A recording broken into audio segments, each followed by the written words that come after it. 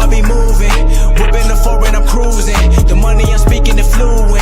All of my business booming. Stacking my cash in abundance. All of my family funded. Finally got what I wanted. Life is amazing, I love it. Everyone know that I run it. Yeah, look at me now, I came up. I've been thinking back then when I almost gave up on the game, cause I never got in my way. Yo les postos, c'est Sacha, bienvenue dans cette nouvelle vidéo Mercato et Actu Foot. Et on va commencer avec le coup de génie de Karim Benzema qui a régalé toute l'Europe hier. En Espagne, un Français met tout le monde d'accord ce matin. Évidemment, il s'agit de KB9 et de son geste fantastique hier soir face à l'Espagnol Barcelone. L'attaquant du Real Madrid a délivré une merveille de passe décisif à Casemiro. Dans la surface, le numéro 9 madrilène remet une talonnade parfaite à son coéquipier, qui n'est pas sans rappeler celle de Guti pour le même Benzema il y a quelques années. Surtout, ce but du Brésilien permet au Real Madrid de l'emporter 1-0 et de prendre seul la tête de la Liga après le faux pas du Barça samedi. Marca ne s'y trompe pas et rend hommage à Benzema avec ce titre, le génie règne sur la Liga. De son côté, As estime que c'est une talonnade de leader qui envoie le Real vers le titre de champion avec 2 points d'avance sur son ennemi juré. Même le journal L'Équipe rend hommage aux Français avec ce jeu de mots. Quel talon! La presse est unanime ce matin, le geste de Benzema restera dans les annales. Et on va passer à l'ennemi barcelonais. Rupture totale et crise au Barça. Toujours dans la péninsule ibérique, mais à Barcelone cette fois. C'est le message d'espoir de Gérard Piqué qui fait la une de Mundo Deportivo, le journal catalan. Demande aux joueurs Blaugrana de ne pas renoncer à se battre pour le titre de champion et prend exemple dans le tweet de Gérard Piqué hier. Le défenseur barcelonais a déclaré « Nous sommes le Barça et ce n'est pas encore fini, se battre jusqu'au bout fait partie de notre ADN ». Oui, sauf que depuis hier, la presse locale ne rapporte pas de bons échos du vestiaire barcelonais. En effet, les joueurs auraient lâché Quique Setién après le match nul face au Celta Vigo, 2 buts partout samedi. Il y aurait eu des mots durs entre les joueurs et le coach. La rupture serait totale entre les deux. Cela n'annonce rien de bon pour la fin de saison. Les joueurs du Barça auraient lâché le coach. Ils n'ont pas été convaincus par les décisions et les séances d'entraînement de l'ancien du Betis et de Las Palmas. Lorsque Quique Setién est arrivé au Barça en janvier dernier, il avait créé une véritable vague d'enthousiasme et d'engouement auprès des supporters. Pourtant, il n'avait jamais rien gagné. Tout d'abord parce que Ernesto Valverde semblait déjà en bout de course avec une équipe à la ramasse dans le jeu, mais aussi parce que l'ancien du Betis et de Las Palmas s'est toujours dit très proche de la philosophie de Johan Cruyff. Il l'avait d'ailleurs bien montré lors des expériences précédentes, tout comme il avait insisté sur ce point lors de ses premières apparitions en tant que coach du Barça. Mais voilà, quelques mois après, le constat est plus que médiocre. Non seulement les résultats ne sont pas là puisque le Barça est derrière le Real Madrid, en plus au classement depuis la reprise du football et avait notamment été éliminé en Coupe du Roi, mais le contenu proposé par les hommes de Setién ne diffère pas forcément de ce qu'on voyait sous les ordres de Valverde. La révolution tant attendue n'est pas arrivée et selon plusieurs médias espagnols comme Marca, sa relation avec le vestiaire barcelonais serait loin d'être idéale. Selon le journal, le coach a perdu la confiance de ses joueurs. On peut notamment le voir lors des pauses destinées à l'hydratation pendant les rencontres, où c'est son adjoint Eder Sarabia qui prend la parole. Beaucoup de joueurs ignoreraient ainsi les propos de Quique Setién à l'entraînement. Les éléments de l'effectif barcelonais estiment notamment que les séances organisées par le coach et son staff manquent de rythme, et ils l'ont fait savoir. Il y aurait eu même une grosse engueulade après le match nul face au Celta. Les propos de Luis Suarez lorsqu'il a été interrogé sur les soucis de l'équipe en déplacement, c'est aux entraîneurs d'analyser ça, serait un des symboles de cette relation brisée.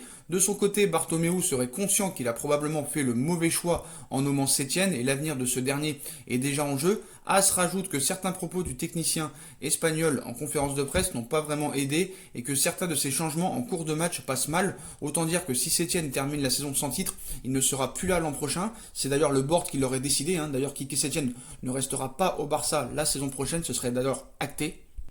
D'ailleurs, après le match contre Celta Vigo, une chaîne espagnole a montré une scène assez cocasse. Il n'y a pas qu'avec Setién que les choses semblent tendues. Les caméras de Movistar El Partidazo ont en effet diffusé une séquence entre Lionel Messi et l'adjoint de Setién, Eder Sarabia, alors que ce dernier profite d'une pause fraîcheur pour s'approcher de l'Argentin afin de lui donner une consigne. La Pulga semble lui adresser quelques mots avant de l'ignorer et de lui tourner le dos, une séquence qui fait déjà les choux gras de la presse madrilène. On passe à Thomas Meunier. Comme vous le savez, le Borussia Dortmund a annoncé l'arrivée de Thomas Meunier libre en provenance du Paris Saint-Germain. Le Diable Rouge a paraphé un contrat de 4 saisons avec le BVB et n'achèvera donc pas la saison avec le champion de France. Mais pourtant, le directeur général du club allemand, Hans-Joachim Watzke, évoquait la possibilité que Meunier termine finalement l'exercice 2019-2020 avec le PSG. Des déclarations qui ont semé le trouble sur l'avenir proche de l'international belge, mais selon les informations du Parisien, un tel scénario paraît peu envisageable si Thiago Silva, Choupo-Moting, Rico ont prolongé de 2 mois avec des émoluments similaires à ceux de leur précédent contrat. Meunier a lui réalisé une belle opération sur le plan financier en rejoignant le Borussia. L'opération s'avère encore plus complexe puisqu'un retour de Thomas Meunier à Paris impliquerait en fait un prêt payant de 2 mois. Pas sûr que les dirigeants parisiens envisagent cette possibilité alors que ces derniers cherchent surtout à réaliser des économies cet été. L'information en a surpris plus d'un. Après avoir enrôlé le latéral belge, le BVB s'était dit prêt à lâcher Thomas Meunier au PSG jusqu'à la fin de saison. Au final, le geste n'est pas si attentionné que ça et Paris ne compte pas jouer le rôle du pigeon. Après 4 ans de bons et loyaux services, Thomas Meunier a fini par quitter le Paris Saint-Germain. Le défenseur belge n'a pas tardé pour trouver un nouveau refuge puisqu'il s'est engagé libre de tout contrat avec le Borussia. En effet, si Layvin Kurzawa aussi ont rapidement accepté de signer une prolongation exceptionnelle de 2 mois, Cavani et Meunier avaient été annoncés partants dès la fin de leur bail le 30 juin. Voilà, trop d'obstacles à l'opération. S'il le désire, il pourra rejoindre Paris. Il nous faudra simplement discuter et trouver un terrain d'entente avec nos homologues parisiens, notamment pour clarifier les modalités de la prolongation de contrat de 2 mois et tout ce qui concerne les assurances. Nous sommes en tout cas ouverts quant à cette possibilité, mais quelques heures plus tard, le Parisien indiquait que le BVB ne comptait pas se montrer grand seigneur pour autant. En clair, le Borussia réclame un prêt payant au PSG, un scénario qui fait pas mal parler. Ce matin, l'équipe et le Parisien annoncent d'ailleurs en chœur qu'il y a très peu de chances pour que ce prêt soit accepté, et ce pour plusieurs raisons. La première, c'est que Paris ne compte pas payer pour un joueur qui a laissé partir. Ensuite, parce que le PSG et Meunier avaient déjà affiché des désaccords concernant les modalités d'une prolongation de 2 mois.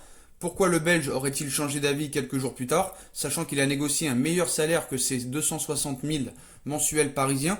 Le Diable Rouge ne veut pas baisser ses émoluments. Le PSG propose des prolongations basées sur les salaires de 2019-2020. Enfin, le coût des assurances serait très cher et si Meunier et le BVB ne veulent pas transiger sur ce point, notamment pour se protéger d'une grave blessure, Paris ne lui serait pas emballé à l'idée de sortir autant d'argent. Donc adios Thomas.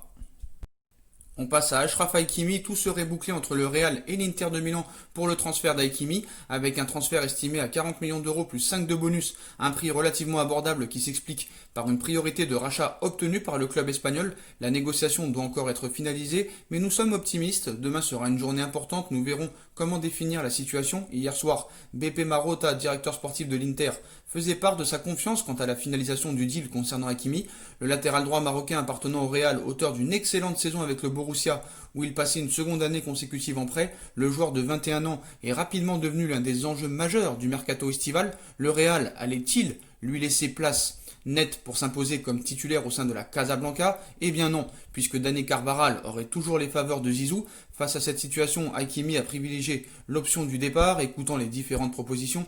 Évidemment, le Borussia était intéressé après avoir achevé la formation du joueur et profité de ses services durant 2 saisons. Le Bayern Munich a aussi coché son nom, mais c'est bien l'Inter de Milan qui a surgi au bon moment. 3 jours pour s'aligner sur chaque offre reçue. Selon les informations du journal AS, l'accord a été trouvé ce lundi à hauteur de 40 millions d'euros plus 5 de bonus entre les deux clubs.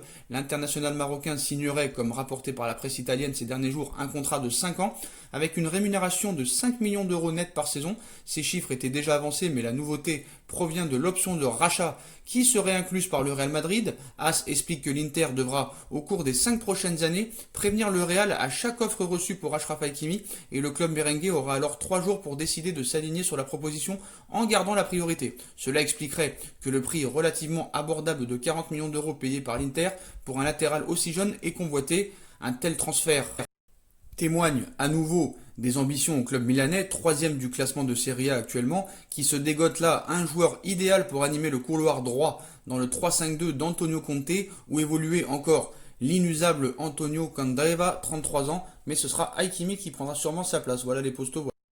Voilà les postos, voilà pour toutes les infos mercato et actu foot du jour. Comme d'habitude, dites-moi en commentaire ce que vous en pensez. Je compte sur vous pour bombarder la barre de like. On like, on partage, on commente, on s'abonne, on active la petite cloche pour être tenu au courant des vidéos actu et mercato qui sortent. On me rejoint sur mes différents réseaux sociaux ainsi que sur Utip et sur ma 2e chaîne YouTube No Feeling. Voilà les postos, tout sera en bas en lien en description. Je vous souhaite à tous une bonne continuation, prenez soin de vous et à très vite pour une nouvelle vidéo les postos. Tchuss.